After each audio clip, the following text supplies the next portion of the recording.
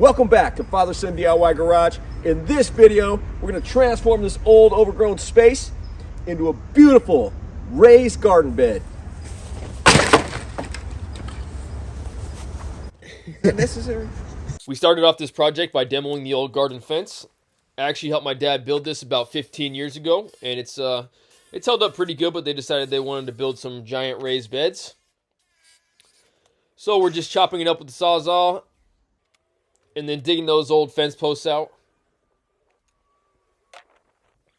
And once that was complete, we went ahead and dug out some more because we're extending this garden. So we dug out about 2 feet of grass, and then we used the weed torch to burn off all that overgrowth.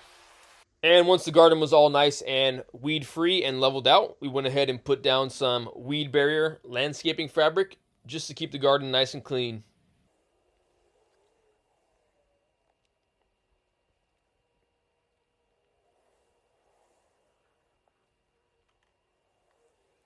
We used a 4 feet by 100 foot long roll, and we're going to link all the products we use down in the description just in case you guys want to follow along. Then I set up my sawhorses to get ready to make some raised garden beds. We're building these raised garden beds 3 2x6s high, which comes out to 16.5 inches.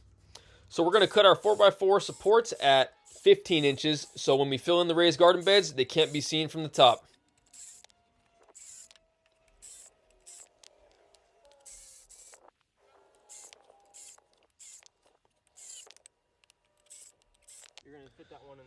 So for our first side, we're just going to butt that 2x6 right up to the end of the 4x4.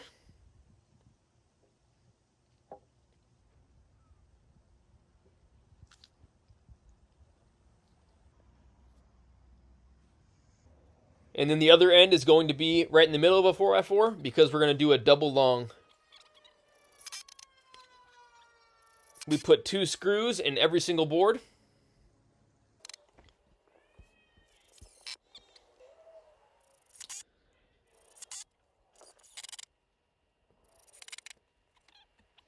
These are 2x6 by 8 feet long.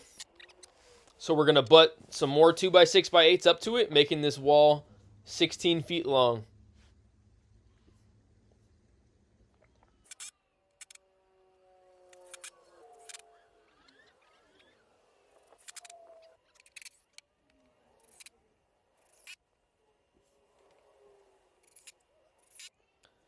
And for the sides, we're doing them 8 feet long. So 3 2x6s. The screws we're using for this project are these 3-inch Deck Plus deck screws that we got on Amazon. I'm going to link these below. And these are awesome because they're self-drilling. You don't have to worry about splitting that lumber as much. And they're actually meant to be used with redwood.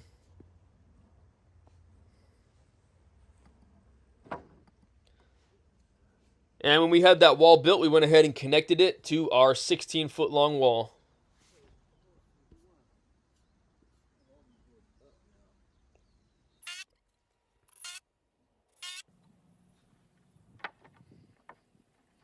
And we did the same on the back side, connecting an 8-foot wall. These giant raised beds are going to be giant C shapes on each side. So I'm cutting some 4 feet long pieces.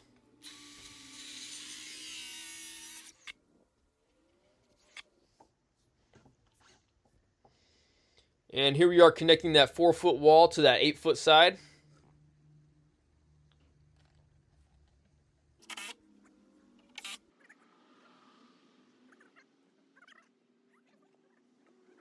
After that, we connected another 4-foot wall, going back towards that 16-foot wall. And we did the same thing on the back side, put 2 4-foot walls up.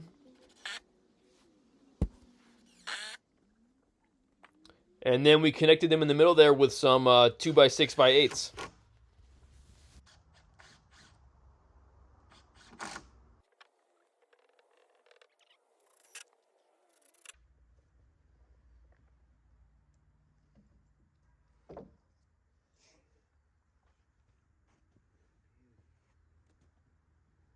All right, you guys, we just finished framing up our first raised garden bed. We're going to do the exact same thing on the other side of the garden, but we wanted to show you guys that Powerboot Tools sent us out an extra Powerboot to give away to you guys.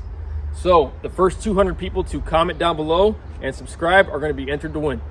So the first thing we did when installing our Powerboot onto our battery was give it a nice cleaning. That way none of that dust gets in the way of that adhesive.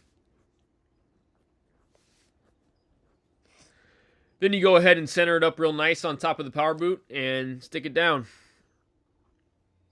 That red Powerboot pairs really nice with that red Milwaukee drill.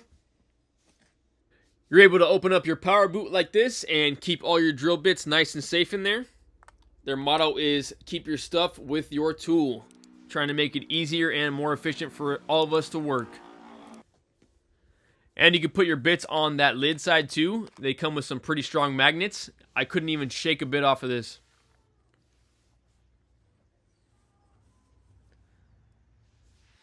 And here's another color they have, this cream color, and it is on my jigsaw, where I'm going to be putting on my jigsaw blades. And they also wanted us to let you guys know that instead of the adhesive going on the battery, they're coming out with Powerboot switch in the near future, where you could switch between your batteries. So you guys check out powerboottools.com. They are an awesome company built by DIYers themselves, so show them some love and support. We went ahead and cut up some 2x4 redwood just to add some support in the middle of every single side. And you can see in the video that it kind of sucks these all flat and nice together.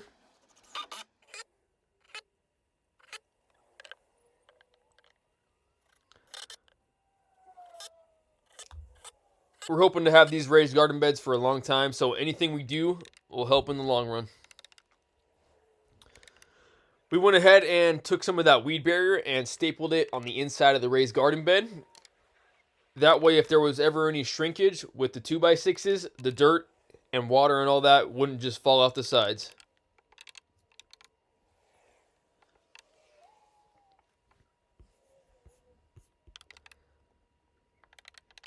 Using this Dewalt carbon fiber staple gun I've had for a while, guys.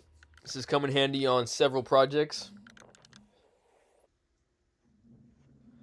Then I went ahead and cut the top of that off. We don't want this landscaping fabric to be seen, so we're going to cover it with dirt up until you can't see it.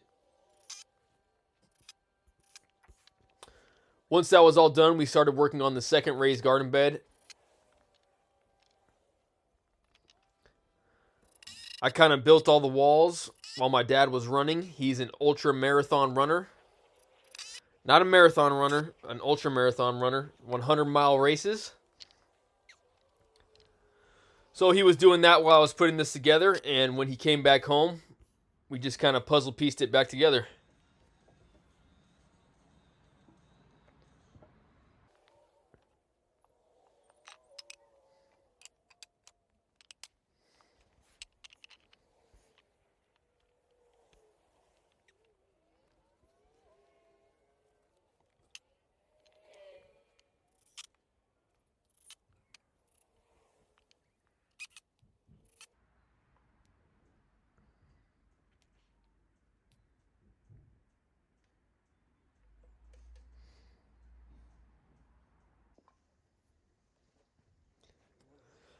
And here we are starting to put all those sides together like a puzzle.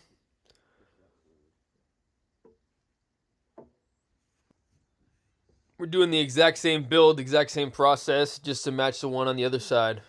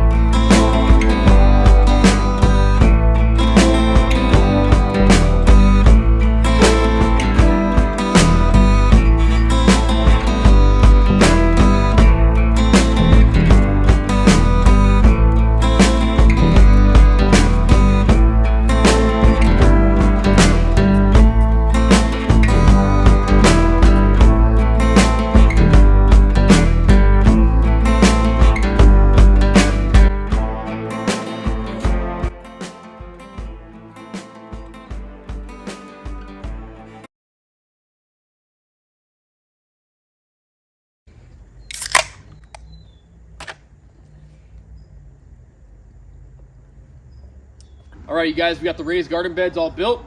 Stay tuned for the next video. We're gonna fill these beds up with dirt and start planting vegetables. We have a lot more garden projects coming in the near future, so give us a subscribe and we'll see you soon. Cheers. Cheers.